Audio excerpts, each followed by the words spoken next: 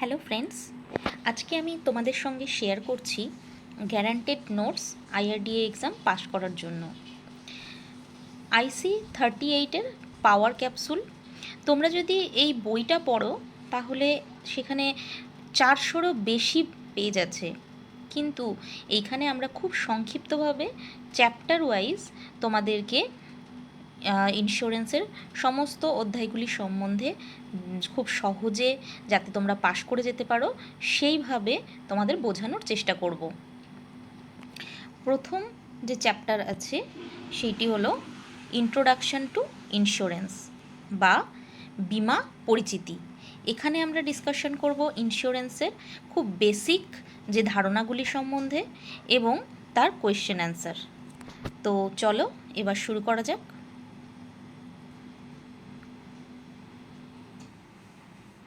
সংক্ষিপ্ত বিবরণ। তো প্রথম আমরা যেটা দেখছি সেই প্রথম পয়েন্টটি আছে, বিমা হলো ঝুঁকি পুলিংয়ের মাধ্যমে ঝুঁকি স্থানান্তর। তো এর মানে আমরা কি বুঝতে পারি? বিমা বা ইন্স্যুরেন্স, এখানে বলা হচ্ছে যে ঝুঁকি পুলিং। তো তোমাদের প্রথমে জানতে হবে ঝুঁকি পুলিং ব্যাপারটা কি। এর অর্থ হলো ঝুঁকি পুলিং বা রিস্ক পুলিং মানে যখন অনেক মানুষ একসঙ্গে অল্প অল্প কিছু টাকা কন্ট্রিবিউশন করে এবং নিজেদের যে সেই রিস্ক, কোনো জিনিস থেকে যে রিস্কটা থাকে সেই রিস্কটা স্থানান্তর মানে আরেকজনেরকে দিয়ে দেয়, তখন সেটাকে বলা হয় ঝুঁকি স্থানান্তর। যেমন ধরো আমি আজকে আমার একটা কিছু মিনিমাম প্রিমিয়াম ভরে একটি পলিসি নিলাম, তাহলে আমার জীবনের যে রিস্ক রয়েছে সেই রিস্কটাকে আমি স্থানান্তর করছি ইন্স্যুরেন্স কোম্পানির কাছে, LICর কাছে।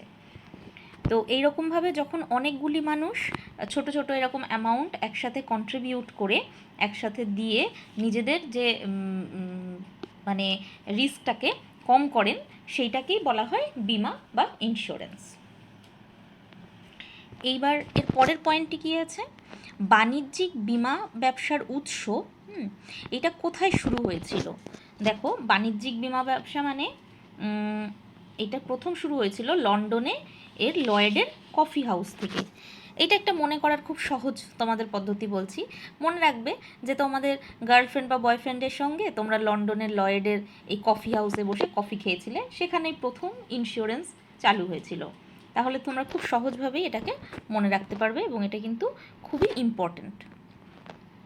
থার্ড পয়েন্ট কি আছে, দেখো একটি বিমা বা ইন্স্যুরেন্স যে ব্যবস্থা, এইটাতে কি কি এর যে মেইন যে কি জিনিসগুলো, সেগুলো কি কি নিম্নলিখিত যেই সব সত্তা সেইগুলো জড়িত থাকে। যেমন 1 নম্বর হচ্ছে সম্পত্তি, 2 নম্বর ঝুঁকি, 3 বিপত্তি, তারপর চুক্তি, বিমা প্রদানকারী এবং বিমাকারী। এর মানে কি, সম্পত্তি বা অ্যাসেট। যেমন ধরো আমি যদি লাইফ ইন্স্যুরেন্স নিই, তাহলে এখানে এই লাইফ ইন্স্যুরেন্সের ক্ষেত্রে আমি আমার যে জীবন সেইটাই কিন্তু আমার সম্পত্তি বা অ্যাসেট। ঝুঁকি বা রিস্ক মানে আমাদের যে কোনো, সেটা রোগ হতে পারে, কোনো অ্যাক্সিডেন্ট হতে পারে, কোনো কিছুর জন্য আমার এই জীবনের বা এর উপরে যে রিস্কগুলি থাকে সেইগুলোই হচ্ছে ঝুঁকি। এরপরে হচ্ছে বিপত্তি কোনগুলো, যেইগুলোর দ্বারা আমাদের জীবনে এই ঝুঁকিগুলো আসে, যেমন সেটা ওই রোগ হতে পারে কোনো রকম, সেটাকে বলে বিপত্তি।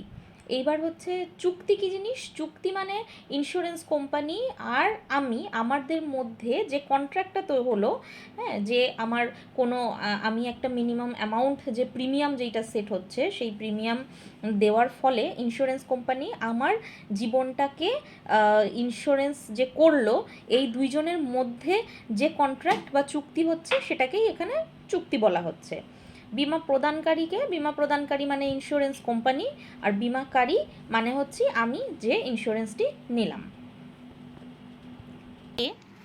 দেখো, যেটা আমরা প্রথম পড়েছিলাম যে ঝুঁকি পুলিং, তো সেইটাকে আরেকটু বিশদভাবে এখানে বলা আছে। যে বলছে যখন অনুরূপ ঝুঁকিতে উন্মুক্ত থাকা অনুরূপ সম্পদ সম্পন্ন ব্যক্তি তহবিলের একটি সাধারণ পরিমাণের মধ্যে অবদান করে, এটিকে পুলিং হিসাবে পরিচিত হয়।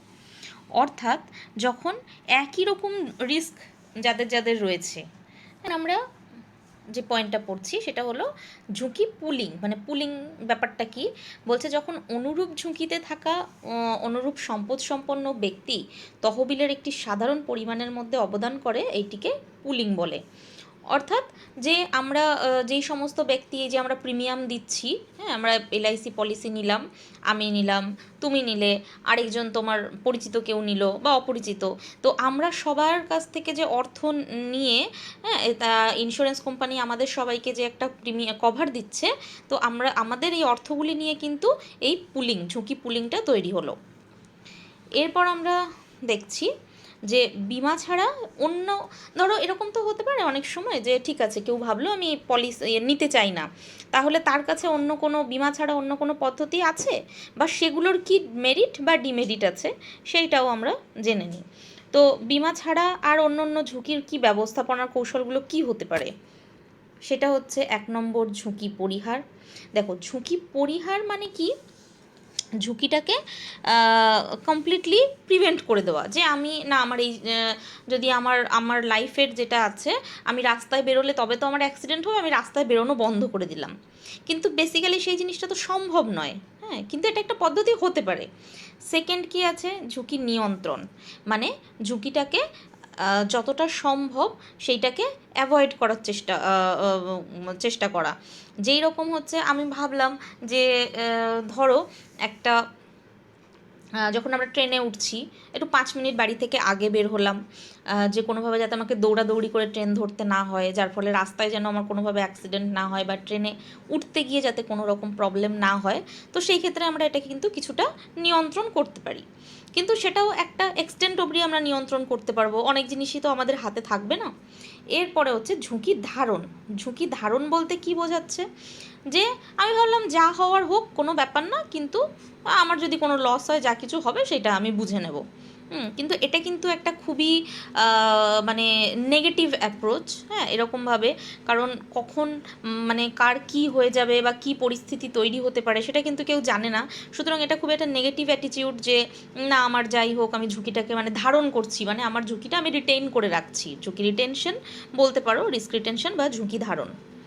এরপরে আসছে অর্থায়নে ঝুঁকি, অর্থাৎ কিনা মানে ঝুঁকিটাকে রিডাকশন করা, রিস্কটাকে রিডাকশন করা, যে আমার কোনো কোনো মেজার আমি নিলাম, নিয়ে সেটাকে যেভাবে আমার রিস্কটা কম হতে পারে সেই দিকে কিছু কাজ করা। আর হচ্ছে লাস্ট ঝুঁকি হস্তান্তর বা ট্রান্সফার, এইটাই কিন্তু বেসিক্যালি ইন্স্যুরেন্স বা বিমা, মানে আমার যে রিস্কটাকে আমি কিছু প্রিমিয়াম দিয়ে আমি ইন্স্যুরেন্স যে কোম্পানি আছে তার কাছে আমার রিস্কটাকে ট্রান্সফার করে দিলাম, যে আমার কোনো রকম সমস্যা হলে in case of my death, অথবা যদি আমার কোনো রকম মানে লস, সেটা ইন্স্যুরেন্স কোম্পানি তার ক্ষতিপূরণ দেবে, সেটা হলো ঝুঁকি হস্তান্তর। এবং এইটাই কিন্তু বেসিক্যালি ইন্স্যুরেন্সের মূল মন্ত্র। এবং এই যে পয়েন্টগুলো আছে এইগুলো কিন্তু তোমরা খুব ভালোভাবে মনে করে নেবে, কারণ এর থেকেই সবসময় তোমার একটা দুটো কোয়েশ্চেন কিন্তু এর মধ্যে থেকেই চলে আসে। এই 4-5টা তোমাকে অপশান দিয়ে দিয়ে হয়তো একটা অপশান এর মধ্যে অন্য কিছু থাকবে, যেটাকে তোমাকে খুঁজে বার করতে হবে যে এইগুলো ঝুঁকি ব্যবস্থাপনার কৌশল নয়, সেইটাকে হয়তো তোমাকে পয়েন্ট আউট করতে হবে। এরপরে আছে বিমার মূল নিয়ম। তুমি এটাকে বিমার মূল নিয়মও বলতে পারো, আবার বলতে পারো নিজের মানে জীবনের ক্ষেত্রেও, হ্যাঁ, এইটাই হলো বেসিক নিয়ম, যদি সবসময় মানে তোমাকে ভালোভাবে জীবনটা বাঁচতে হয়। কি, আপনার হারানোর সামর্থ্যের চেয়ে বেশি ঝুঁকি নেবেন না। অর্থাৎ যতটুকু পর্যন্ত লস তুমি সহ্য করতে পারবে, তোমার যতটুকু লস সহ্য করার যে সামর্থ্য আছে, তার থেকে বেশি ঝুঁকি কখনোই নেওয়া উচিত নয়। 2 নম্বর কি আছে, সাবধানে ঝুঁকির সম্ভাব্য ফলাফল বিবেচনা করা। অর্থাৎ তুমি যে কোনো রিস্ক নেওয়ার আগে অবশ্যই সেটার ফলাফল কিন্তু ভালোভাবে ভেবে নাও, যে আমি এই কাজটা করলে এটাতে আমার কতটা লস হতে পারে, সেইটুকু কি আমার, সেই লসটা কি আমার বিয়ার করার সামর্থ্য আছে, সেটা অবশ্যই বিবেচনা করো। এবং সামান্যর জন্য বেশি ঝুঁকি নেবে না। মানে ধরো তুমি ওই ট্রেন ধরতে যাচ্ছ, তো খুব দৌড়াদৌড়ি করে ওই ট্রেনটা তোমাকে ধরতেই হবে, 9টা 10-এর লোকাল তুমি ধরছো, কিন্তু ওর জন্যে হয়তো তোমার একটা অ্যাক্সিডেন্ট হয়ে গেল, তুমি ট্রেন থেকে পড়ে গেলে, ট্রেনে খুব ভিড় আছে তাও তুমি উঠছো, এটা কিন্তু তোমার একটা জীবন হারানোর একটা এখানে রিস্ক থেকে যাচ্ছে। এবার ওই একটা ট্রেন মিস করলে হয়তো সেদিন তোমার একটু কাজে যেতে দেরি হতে পারে, বা অন্য কোনো একটা সামান্য একটা সমস্যা হতে পারে, কিন্তু তুমি কিন্তু পরের ট্রেনটা ধরতে পারো। তো এই জিনিসটা সবসময় মনে রাখবে যে অল্প কিছু গেইনের জন্য, সামান্য কিছু গেইনের জন্য বেশি ঝুঁকি কিন্তু নেওয়া যাবে না। তো বিমার এই 3টি হলো মূল নিয়ম। এইবার কিছু আমরা ফ্যাক্টস অ্যান্ড পয়েন্টস, গুরুত্বপূর্ণ বিষয় জেনে নিই। কি আছে, এই যে তোমাদের যেটা আগেই বলেছিলাম, লয়েডের যে কফি হাউস আছে লন্ডনে, লয়েডের কফি হাউস, সেইটা বাণিজ্যিক যে বিমা, যে ইন্স্যুরেন্স এখন যেইটা কমার্শিয়াল ইন্স্যুরেন্স, তার কিন্তু প্রথম ওই লয়েডের কফি হাউস থেকে শুরু হয়েছিল।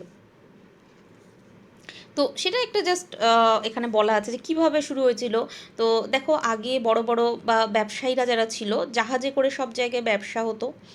এইবার সেই সময় কিন্তু জলদস্যুর খুব আক্রমণ হতে পারতো জাহাজে, অথবা খারাপ আবহাওয়ার জন্য জাহাজ ডুবি হয়ে গেল, অন্য বিভিন্ন কারণের জন্য কিন্তু তাদের ক্ষতি হওয়ার একটা সম্ভাবনা থাকতো। এবং সেই ক্ষেত্রে তারা অনেক অনেক ব্যবসায়ী একসাথে সেই যে ক্ষতিটা, সেটাকে, সেই লসটাকে কিন্তু নিজেদের মধ্যে ভাগ করে নিতেন।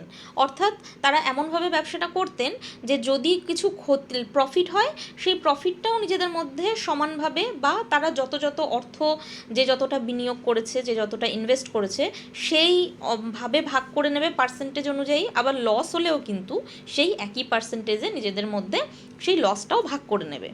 তো এটাই হয়েছিল প্রথম, যে তোমার আধুনিক এখন যে ইন্স্যুরেন্স যে কনসেপ্ট, এইটা প্রথম এইভাবেই লন্ডনের এই লয়েডের কফি হাউস থেকে শুরু হয়েছিল।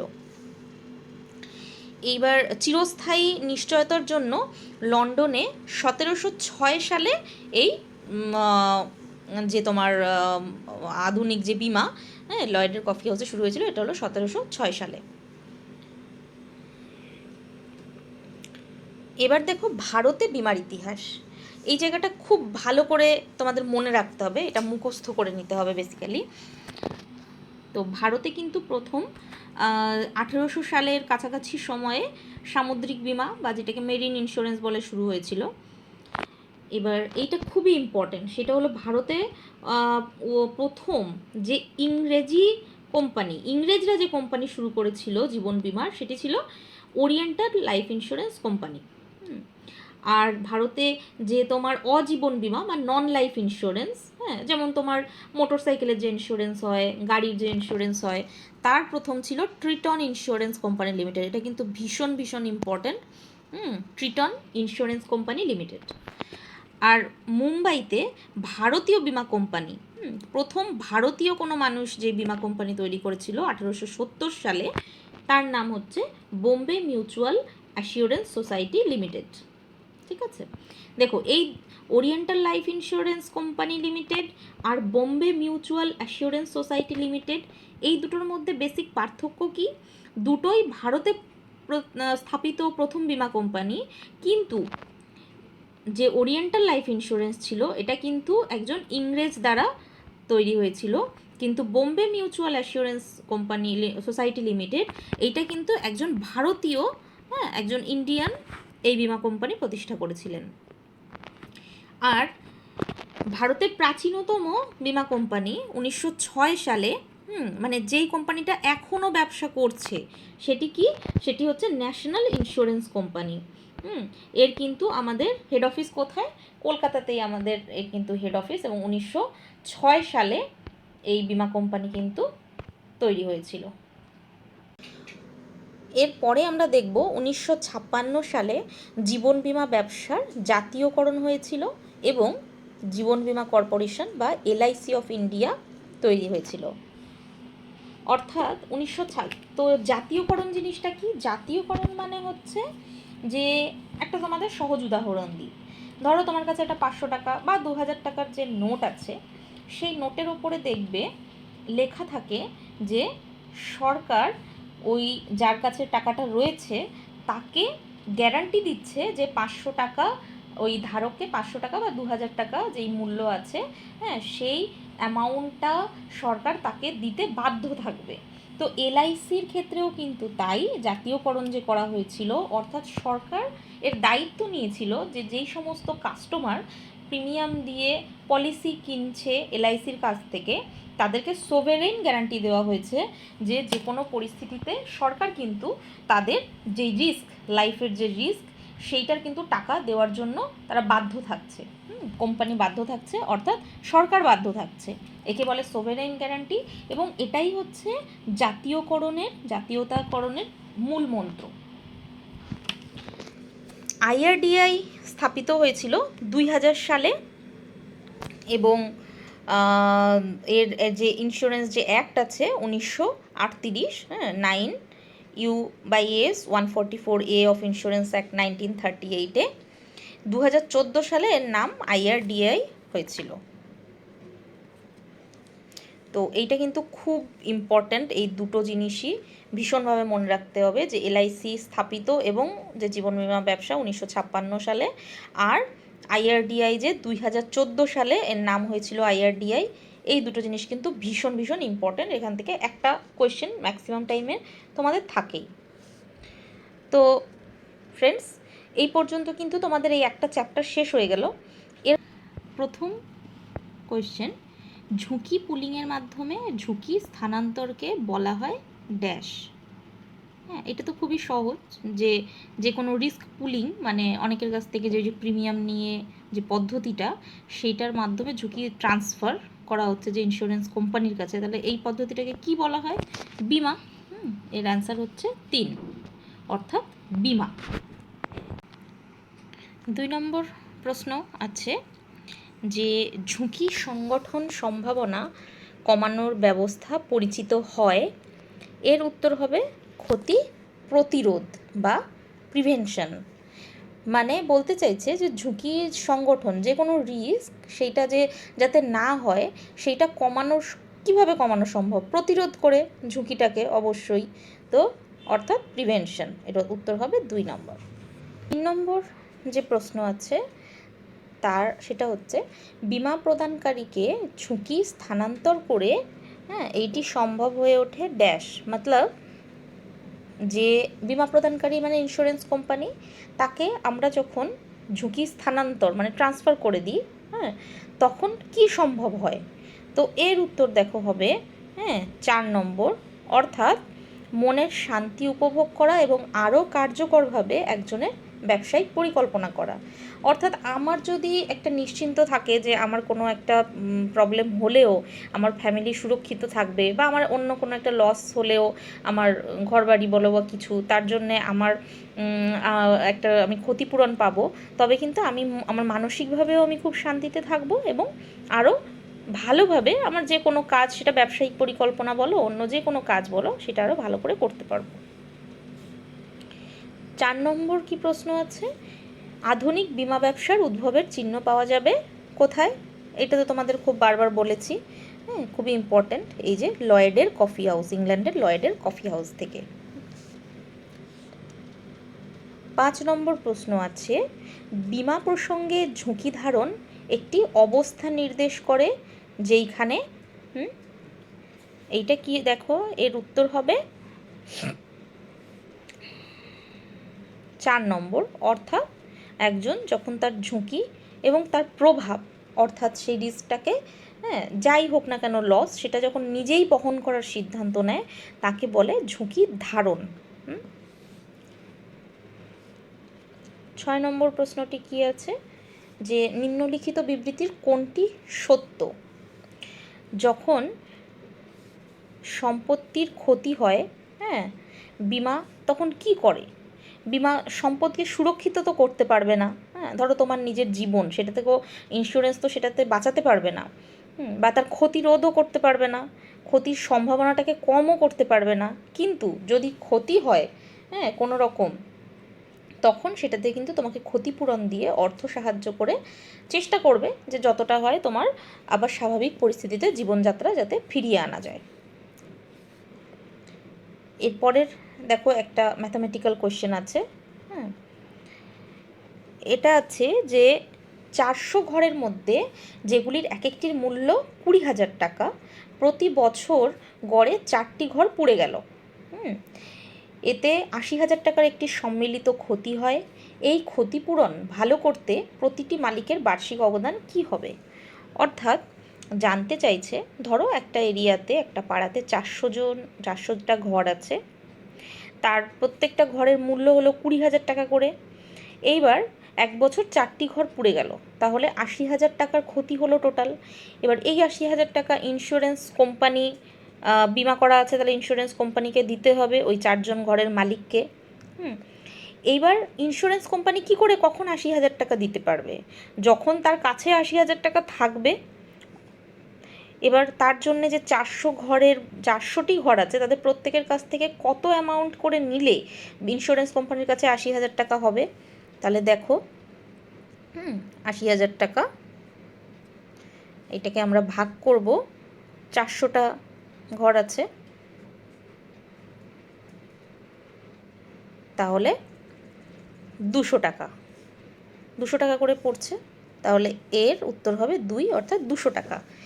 মানে আমরা যদি 400 জন ঘরের মালিকের কাছ থেকে 200 টাকা করে নিই সেই বছরে, তবে 80,000 টাকা ইন্স্যুরেন্স কোম্পানির কাছে থাকবে, এবং সেই 80,000 টাকা কিন্তু যে 4টি ঘর পুড়ে গেছে তাদের মালিককে দিয়ে তাদের ক্ষতিপূরণ করা সম্ভব হবে।